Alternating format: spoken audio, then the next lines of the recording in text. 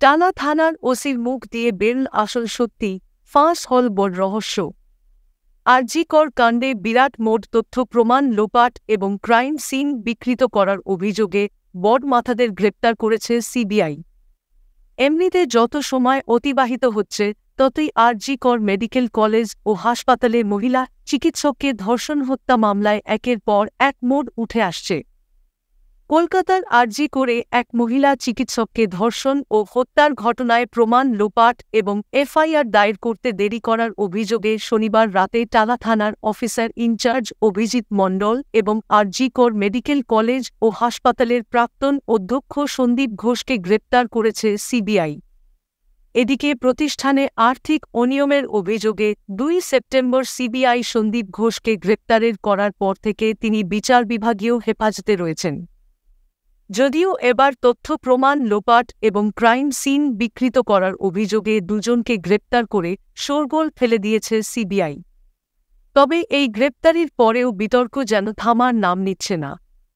আজ রবিবার ওসি অভিজিৎ মণ্ডল এবং সন্দীপ ঘোষকে আদালতে তোলা হবে।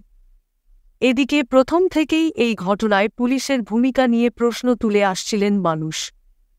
তবে সকলে হাতে চাঁদ পেলেন। আজ রবিবার সিজিও কমপ্লেক্স থেকে টালা থানার ওসিকে দেখে সাধারণ মানুষ কলকাতা পুলিশ হায় হায় স্লোগান তোলেন।